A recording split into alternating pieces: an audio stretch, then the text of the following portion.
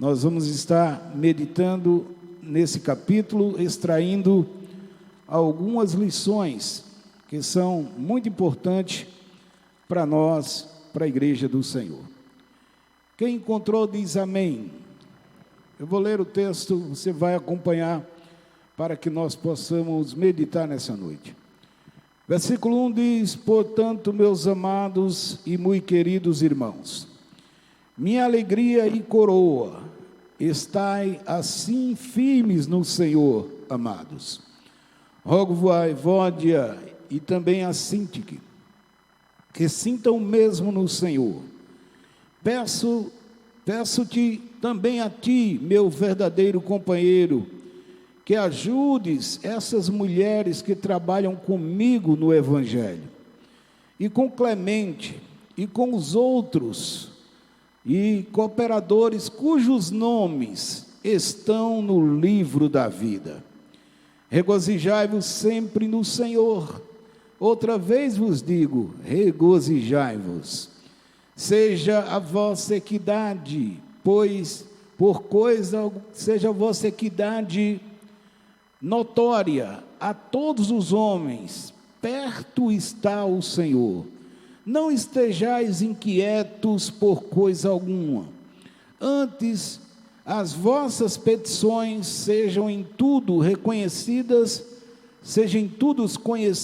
diante de Deus, pela oração e súplica, com ações de graça.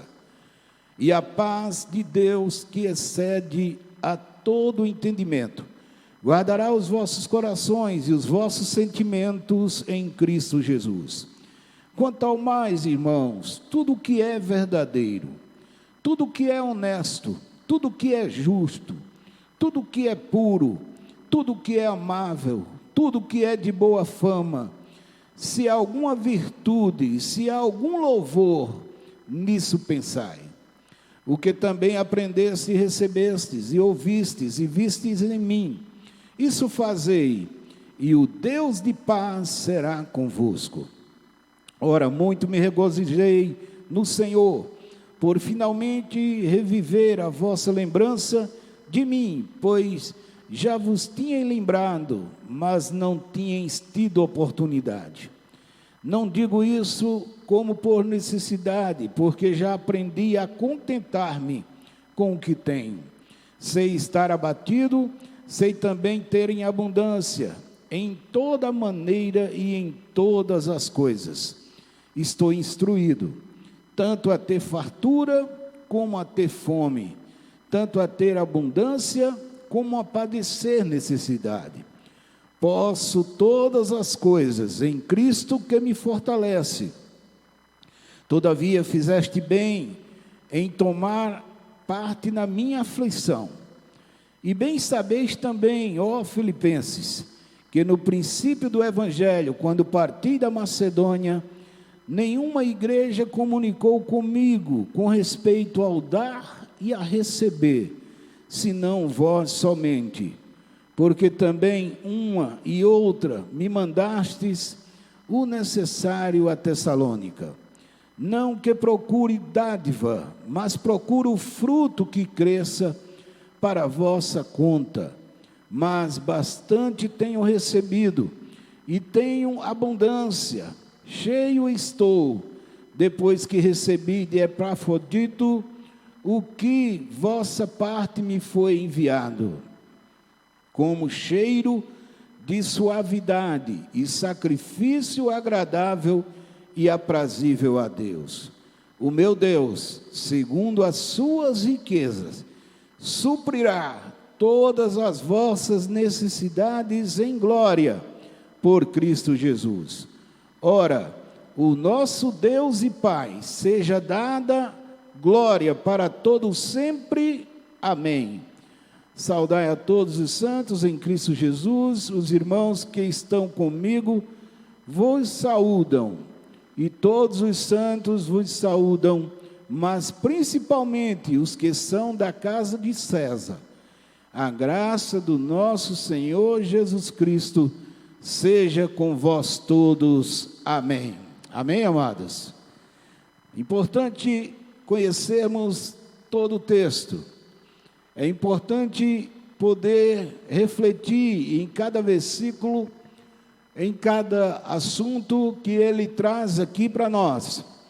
E principalmente nós que estivemos refletindo nessa epístola, em que o apóstolo Paulo escreve aos Filipenses, e podemos aplicar para a nossa vida. Um assunto que há tanto tempo atrás foi escrito para aquela igreja de Filipos.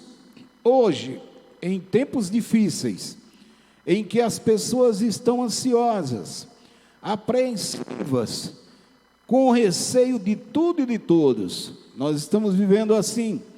E a fé cristã, muitas vezes, tem sido atacada, tem sido afrontada, e muitos que estão aí com dúvida até mesmo da sua fé, precisa estar recebendo da parte de Deus, para que possamos permanecer firmes. E é isso que nós estamos vendo. A fé cristã, ela nos fortalece, ela nos restabelece a cada dia em que buscamos. Para quê, pastor? Para enfrentar as lutas, as batalhas, os desafios, as adversidades que surgem no dia a dia. Dia após dia, sempre há algo novo, mês a cada mês, ano após ano. Nunca esperávamos que na virada deste ano nós teríamos um tempo como esse. Quantos planos fizemos, quantas coisas nós imaginamos para esse ano de 2020. E tudo mudou. E é isso que nós precisamos ter, essa base firme, essa segurança, esse lugar que nos garante que nós não estamos só. E por isso, precisamos mais e mais alimentar na nossa fé, enfrentarmos os desafios que surjam, sem perder o foco que temos na fé cristã. Qual é esse foco? Jesus, Ele é a nossa esperança.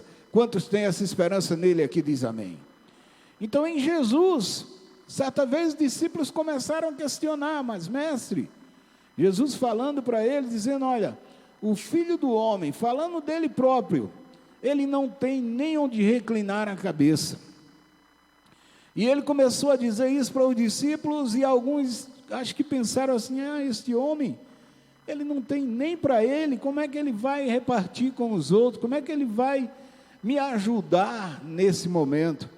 E alguns começaram a sair, um após outro, ficando apenas poucos discípulos. E Pedro perguntou, e Jesus disse para ele, Pedro, você também não quer ir? E ele disse, Senhor, para onde iremos nós, se só Tu tens as palavras de vida eterna? Então, meu amado, não tem outro, procure outra forma, me procure outro meio, neste mundo pelo qual nós possamos nos apegar, possamos esperar confiadamente. Não tem na religião, não tem nos governos, não tem nas propostas, nas perspectivas dos homens, na ciência, na tecnologia, em nada que possa oferecer este mundo. Somente em Jesus a esperança de vida eterna. Então, meu amado, é isso que Paulo está trazendo aqui para nós hoje, mesmo falando para aquela igreja naqueles dias. A nossa fé deve estar pautada, focada na esperança, na paz que você sente dentro de você. O mundo está aí agitado, o mundo está aí perturbado, mas você, um cristão verdadeiro, ele tem paz na sua vida e no seu coração, amém, querido? Então, alegria no Senhor. Muitas vezes eu não tenho o que me alegrar, uns negócios tão difíceis, estou enfrentando uma luta, uma batalha na minha saúde, eu não tenho motivo para me alegrar, mas você olha para Deus, você recebe de Deus, você tem uma esperança maior, e é nele que nós nos alegramos, como disse o profeta Abacuque, ainda que não haja nenhum sentido para me alegrar, todavia eu me alegrarei no Senhor e no Deus da minha salvação.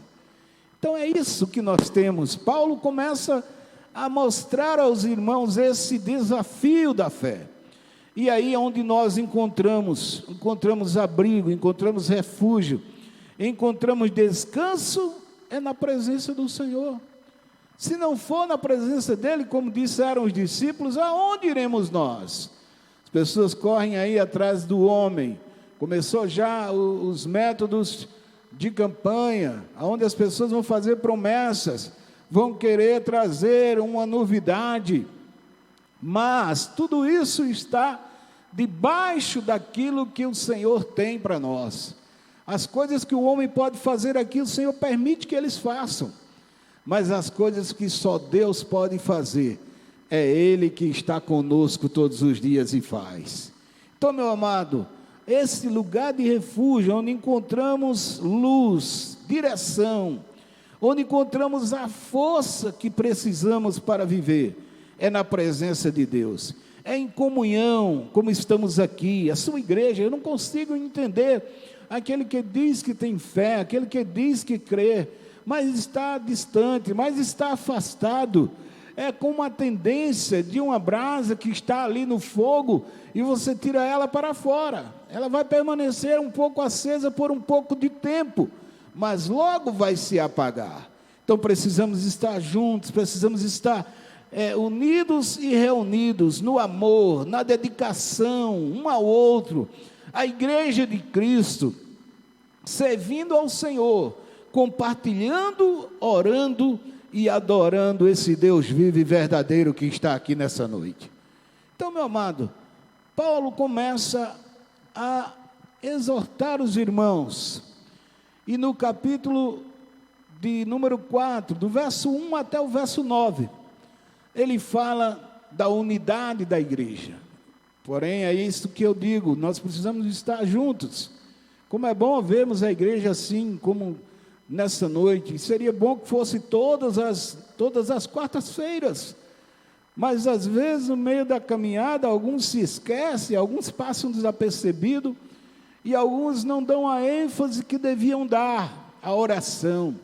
Mas a oração é o lugar onde nós colocamos a alma, colocamos os nossos sentimentos, e é na oração que Deus nos entende. E muitas vezes, quando a gente nem sabe orar, nem sabe pedir, a gente muitas vezes só chora, a gente muitas vezes só sente, mas o Espírito Santo, Ele ora por nós e sabe o que nós precisamos. Por isso que é importante estar aqui na quarta-feira, não somente na quarta, mas em todo momento que Deus nos proporcionar. E é isso que os filipenses aqui, eles estavam na presença de Paulo, como aquele que foi o enviado para levar a mensagem, e é isso que nós podemos ver, o que Paulo aqui começa a declarar. Paulo, ele dá a receita para eles, Paulo deixa a orientação de uma igreja vitoriosa, uma igreja que caminha, uma igreja que prospera. E eu não digo isso, não é prosperar pelo fato de ser rica, de ter recursos, de ter dinheiro, não é nada disso. Muitas estão aí com tanto dinheiro, com tanta coisa, mas acabam não podendo produzir muito na vida das pessoas. Então, nós podemos ver que a igreja vitoriosa é aquela igreja que vive em unidade. E eu louvo a Deus por isso, que essa igreja aqui realmente representa para mim, eu sinto isso da parte de Deus, e creio que Deus se alegra com isso, porque é o que o próprio apóstolo Paulo diz, é um corpo, onde somos parte um do outro, somos membros um dos outros, e quando um sofre, todos sofrem com ele, quando um se alegra, todos se alegram com ele. Esse é o sentido de igreja, é o sentido da comunidade. Então, Paulo começa a exortar os irmãos a viver assim, a enfrentar uma vida de unidade com a igreja, aonde possa deixar de lado aquilo que é tão insignificante, os desentendimentos por comportamento, por gosto diferente, por problemas que às vezes é do ego de cada um, é que traz muitas vezes ainda no coração alguma mágoa, um ressentimento ou um preconceito, e tudo isso vai sendo moldado na presença do Senhor. Então eu louvo a Deus por isso. Como eu já disse aqui muitas vezes, muitas vezes fico imaginando, Senhor, mostra também a outras pessoas como viver realmente de uma forma amigável, de uma forma em que possamos compartilhar, em que possamos ter amor uns com os outros. Quando alguém me pergunta, pastor, e aí? A igreja dá muito trabalho, a igreja tem muito problema. Eu digo, tem, meu irmão. Sabe por quê? Porque nós somos o problema. Mas quando nós colocamos na presença do Senhor, Ele opera, Ele trabalha, Ele transforma, Ele liberta, Ele cura, Ele faz com que a gente possa mudar, e mudar para melhor. Você confirma isso? Diga amém. Então não dá para entender uma igreja que vive se degladiando um irmão com o outro, brigando por facção, por poder, por coisas que são da carne, coisas da vida.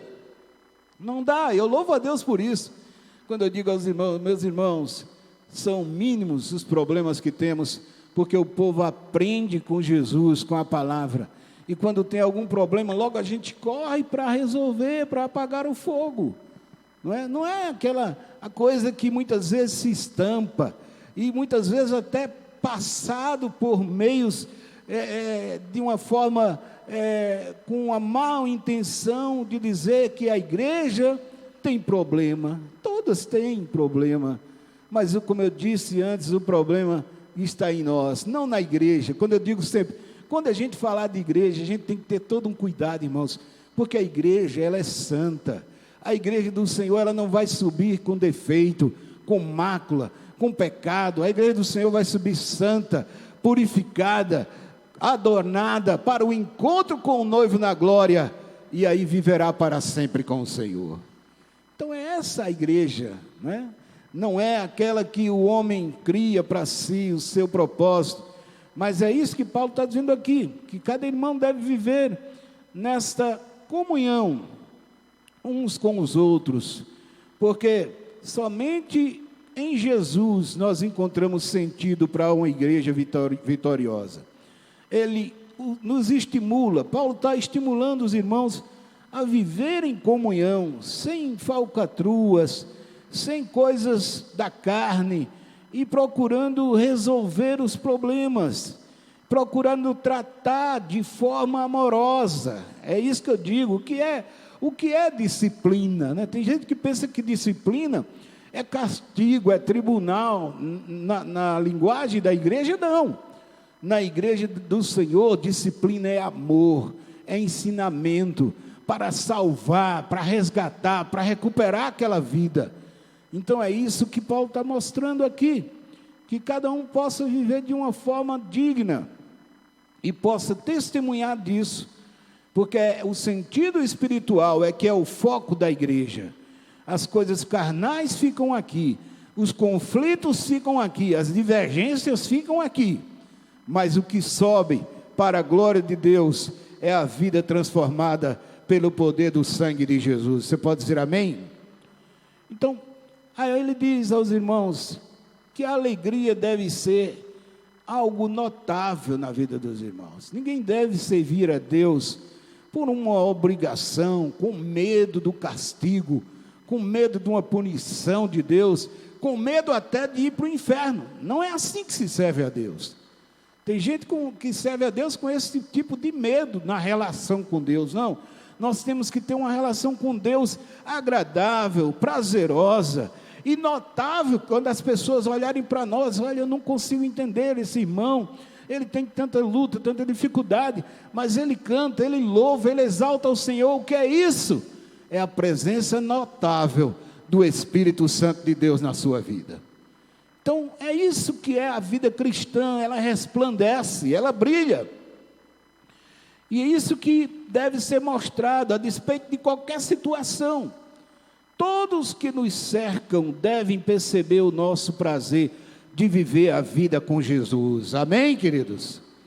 Quando as pessoas olharem para você, fiquem admiradas. E perguntem até, por que você é diferente? Você já teve essa experiência? Eu já tive. Por telefone mesmo, alguém dizer, não, você é diferente, porque você fala diferente, você trata diferente, o que é que tem em você? Sem mesmo conhecer. Então é isso que deve ser resplandecente na vida do cristão. Então, amados, nossa mente, ela deve ser ocupada. Vejam só, que coisa importante aqui que Paulo vai descrever. Ele diz, olha, aquilo que deve ocupar a mente de um cristão, aquilo que deve preencher a mente de um cristão, ela deve ser transbordante, transbordante de pensamentos altos. Ou seja, tudo que é verdadeiro, tudo que é de boa fama, tudo que é honesto, tudo que é prazeroso, nisso pensais. Mas por que tanta gente só vive pensando coisa ruim? E como se ainda não bastasse de pensar a coisa ruim, ainda publica a coisa ruim. Tem prazer em publicar a notícia ruim. Cuidado com isso, irmãos. Hoje, os meios de comunicação, eles ganham muito, faturam muito com isso, com a notícia ruim. A notícia boa quase não se fala, quase não se diz, mas a notícia ruim, ela corre, como alguém já disse, ela vai longe, ela vai muito mais além. E sabe o que é que acontece com isso? Você até amanhece bem, você até amanhece disposto, saudável, mas quando no primeiro momento você ouve uma notícia ruim, o seu sentimento se abala. Você já começa a pensar, meu Deus, o que é isso? Por que está acontecendo isso?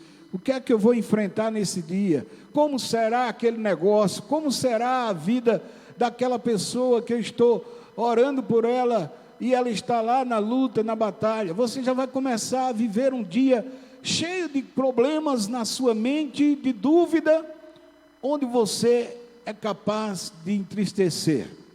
E é isso que a gente tem que ter cuidado, no que pensar.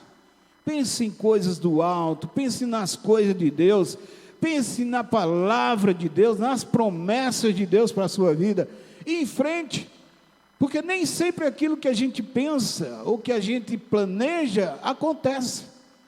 Às vezes aquilo que a gente nunca pensou, como a palavra diz, nunca imaginou, nunca sonhou, é o que Deus tem preparado para a nossa vida.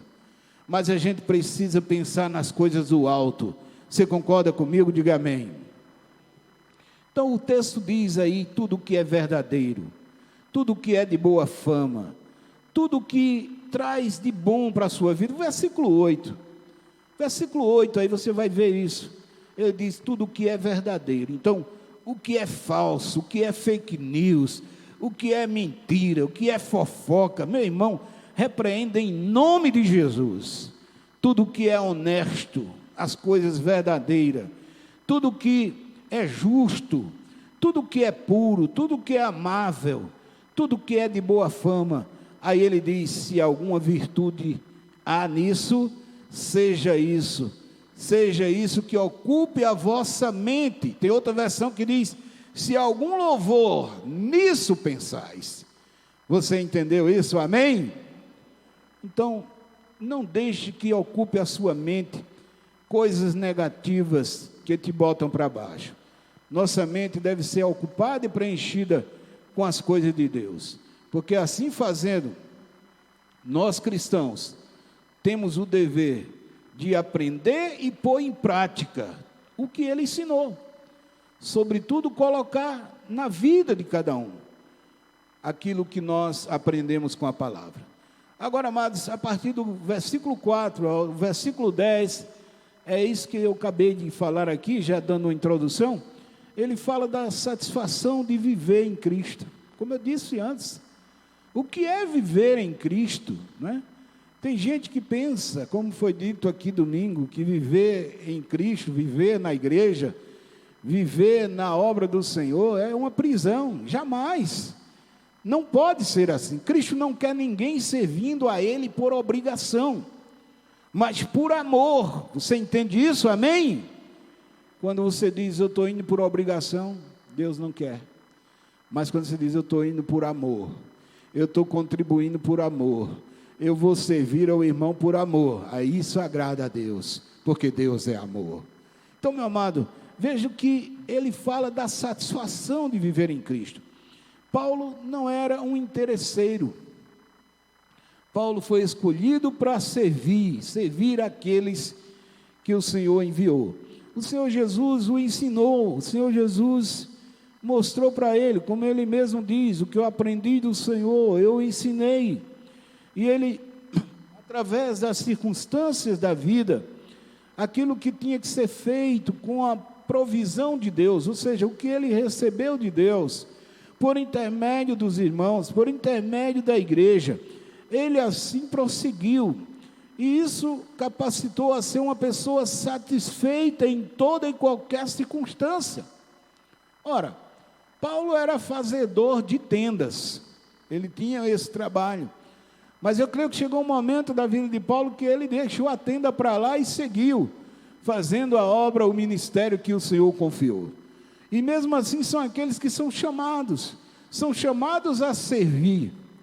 E servir é, como eu digo sempre, quando a gente se coloca nas mãos de Deus para servir, é uma promoção que entra em justamente o contrário do que o mundo diz.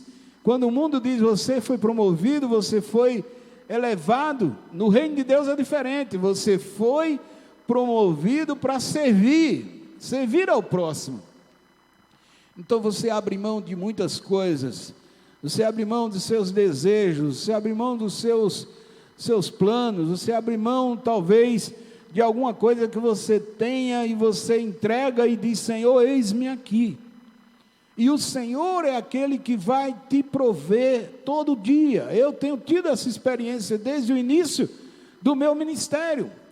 Quando eu abri mão de negócios, quando eu abri mão de tudo, meus planos que eu tinha, desde o meu chamado, eu lutava com Deus, dizendo: Senhor, manda outro, Senhor. Eu estou aqui, eu posso te servir na obra, mas ainda não, Senhor. Eu não quero isso para a minha vida agora. E muito tempo eu passei adiando o chamado. Mas quando foi no tempo que Deus falou frontamente comigo, quando Deus falou ao meu coração, o coração da minha esposa, nós não tivemos dúvida. Nós dissemos: Senhor, eis-me aqui. Entregamos tudo ao Senhor, negócios, planos, sonhos que tínhamos, deixamos tudo nas mãos do Senhor, e o Senhor tem cuidado de nós até hoje, porque Ele é o dono da nossa vida. Então, amados, é esse o sentido de ter uma vida satisfeita em Cristo, e não é diferente para aqueles que são normais no dia a dia, do trabalho, do comércio, da luta, em ser satisfeito com o que Deus tem dado. Eu sei que é difícil, a luta, a batalha é para todos nós, como por exemplo uma crise como essa, ela vem afetando a todos, é uma cadeia, mas quando a gente tem Jesus, a gente tem contentamento, e é isso que Paulo está dizendo aqui. Olha, meus irmãos, eu agradeço por vocês terem me ajudado, terem me mandado ofertas, vocês terem enviado, alguns até nem, ele fala aqui dizendo, alguns nem se tocaram com isso, mas quem cuida de mim é o Senhor, e eu sou grato a Deus por isso. Então, amados, Paulo demonstra aqui a sua vida de abnegação, e de ser satisfeito com a provisão de Deus. É isso que cada um de nós devemos ser. Por isso Deus o capacitou a ser uma pessoa satisfeita em toda e qualquer circunstância. E ao final, ele crava isso com uma das declarações mais poderosas da palavra de Deus. É esse o versículo que eu acho que a maioria sabe decorado. Quando ele diz no versículo 13 assim: posso, quem sabe? Posso todas as coisas naquele que me fortalece. Você crê nisso? Diga amém. Então você pode, mas aquilo que pode não é aquilo que se deve. A gente tem que saber o que a gente pode, mas não deve. A gente tem que saber que a gente só pode ir até ali. Dali para frente já é outra coisa. Então a gente tem que ter esse equilíbrio. Tem gente que entende esse versículo dizendo assim: eu tudo posso, agora eu posso fazer o que eu quero, agora eu posso fazer coisas que dão na minha mente, eu vou fazer e Deus vai me ajudar, e às vezes não para ver se realmente deve fazer, porque a responsabilidade é nossa, e aquilo que Deus nos dá é para que a gente cuide, para que a gente zele, não é para que a gente saia por aí jogando à toa, arriscando, colocando Deus contra a parede, responsabilizando Deus por esse, por aquele outro negócio. Não, precisamos entender o que se pode e o que se deve. Aquilo que o Senhor nos dá, Ele abençoa, Ele nos fortalece, E aí o Espírito Santo é quem convence. Quando você vai fazer um negócio, quando você vai fazer uma viagem, quando você vai fazer uma cirurgia, quando você vai fazer alguma coisa que foge do seu controle, você tem que colocar diante de Deus: Senhor, o Senhor é quem me fortalece, vai na frente e abençoa, para que eu possa ser bem sucedido. Aquilo que o Senhor tem para mim é melhor. Se não for hoje, vai ser amanhã. Se não for amanhã, vai ser depois. Se não for para mim, o Senhor vai fazer passar e vir coisas melhores, porque aos teus filhos tu dá o que é melhor para cada um de nós. Então, meu amado, é isso que o apóstolo está dizendo aqui. Eu aprendi a viver contente, tanto com escassez, em outras palavras, faltando as coisas, como em ter em abundância. Tem gente que muda, né? Muda de comportamento, muda de caráter, muda de personalidade, quando as coisas mudam. É como aquele ditado que diz: quando fulano não tinha nada, era um, agora tem alguma coisa, é outro totalmente diferente. Paulo diz: encontre o equilíbrio, meu irmão, saiba viver contente, saiba ser o mesmo, aquele que o Senhor chamou, aquele que o Senhor deu, aquele que o Senhor abençoou, seja a mesma pessoa, porque o que é mais importante não é o que você tem, mas é o que você é para a glória de Deus. Então, quando a gente aprende isso, a gente começa a entender algumas coisas do caminho cristão, do contentamento. A gente diz: eu não tenho, eu não vou ficar triste por isso. O meu irmão tem, amém, glória a Deus por isso. Só Deus sabe o que é melhor para cada um de nós. Então, meu amado, nesse texto, que aí a partir do versículo 14 até o fim, ele fala justamente da expressão da gratidão. Gratidão a Deus, gratidão uns aos outros, a generosidade de ajudar uns aos outros, de também ajudar a obra do Senhor, o ministério de Paulo, que foi mantido pela igreja do Senhor. Então, meu amado, os filipenses, eles estavam sempre se doando, fazendo aquilo que o Senhor mandou fazer. Elas foram de grande ajuda ao ministério do apóstolo, como eu acabei de falar. Então nós precisamos reconhecer as pessoas que nos servem, aquelas pessoas que estão a serviço do Evangelho de Cristo, aquelas que são genuínas, aquelas que são verdadeiras, porque um monte de gente está por aí fazendo coisa errada, um monte de coisa errada, mas aquele que é homem de Deus, mulher de Deus, que serve, que faz a obra do Senhor, deve ser honrado, porque foi o Senhor que chamou, capacitou e ungiu para a glória dele. Então, meu amado, Paulo fala justamente disso aqui, da forma como os irmãos o tratavam, e nós precisamos reconhecer isso na vida daqueles que servem. Devemos honrá-los, devemos ajudá-los, devemos fazer a obra e continuar com a obra do Senhor como participantes.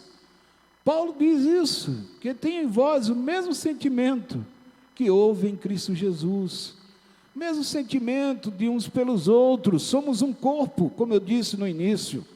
Por isso Paulo ora para que Deus supra as necessidades de cada um, dos seus mantenedores também. Ele diz isso, dizendo de uma forma assim como eles foram usados para suprir as necessidades dele. É assim que Deus faz.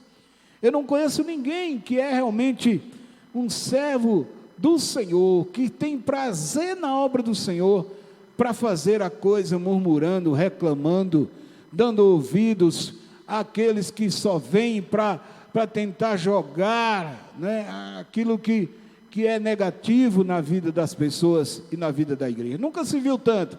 Você já observou isso? Na mídia hoje, quase todo dia se fala na igreja do Senhor. Se fala de alguma forma contra a igreja do Senhor. E não pensem vocês que sempre é de forma positiva. Pelo contrário, nas entrelinhas, nos bastidores, naquilo que é subliminar, está a maldade, porque a obra do Senhor ela tem sido resplandecente. A obra do Senhor neste país tem sido crescente. A obra do Senhor no mundo inteiro está resplandecendo. Então, quando a luz chega, as trevas estremecem e desaparecem.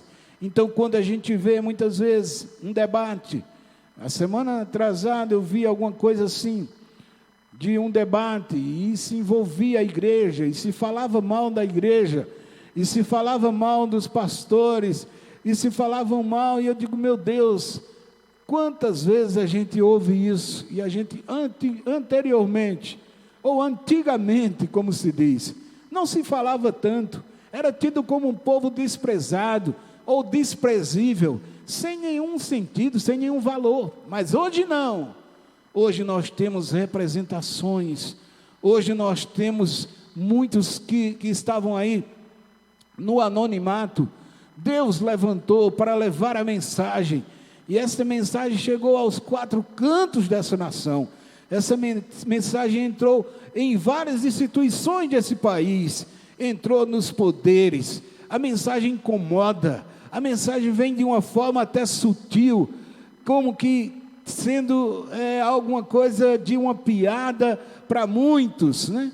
Mas por trás, aquilo que o Senhor está preparando para a igreja, Ele está cumprindo, Ele irá cumprir, a obra que Ele iniciou, Ele vai realizar, na minha vida, na tua vida, na vida desta nação, onde todos estão aí apreensivos com o que vai acontecer. E eu digo para você, meu irmão, tudo que está acontecendo nesse país, o Senhor já tinha falado, o Senhor já tinha alertado, e Ele dizia que ia sacudir as estruturas desse país. Não estamos vendo somente nesse país, mas no mundo inteiro, e tudo isto são sinais da sua volta. O que está acontecendo no dia a dia aí está mostrando, só quem não quer entender, só quem é cético, quem não quer acreditar, mas aquele que confia no Senhor e na sua palavra, não espera do homem, não espera dos governos, não espera do político, não espera de ninguém, porque ele sabe que a sua esperança vem do alto, vem do Senhor, que fez o céu e a terra. Então, não fique dando ouvidos. Tem gente abalada por aí, emocionalmente. Tem gente com medo, dormindo muitas vezes à força de remédios, porque está assombrado com tudo. O que será desta nação? O que será deste mundo? Meu irmão, deixe isso para quem não tem esperança. Você tem, minha irmã, você sabe para onde vai. O lugar que o Senhor foi preparar para cada um de nós é bem melhor. Então vamos confiar nele. Por isso que Paulo termina mostrando tudo isso. O que é retrato para nós hoje, acaba justamente na expressão do capítulo 1 e o verso 6. Abra sua Bíblia aí, para a gente concluir essa palavra, essa reflexão. Em meio às dificuldades, em meio às lutas, não podemos desistir da fé, não podemos desistir do propósito de Deus para a nossa vida, não podemos desistir, porque aqueles que exercem a sua fé, sabem que não está sozinho, e contam com a ajuda do Senhor. Você sabe o que quer dizer Senhor? É ser dono. Você tem um dono, diga glória a Deus por isso.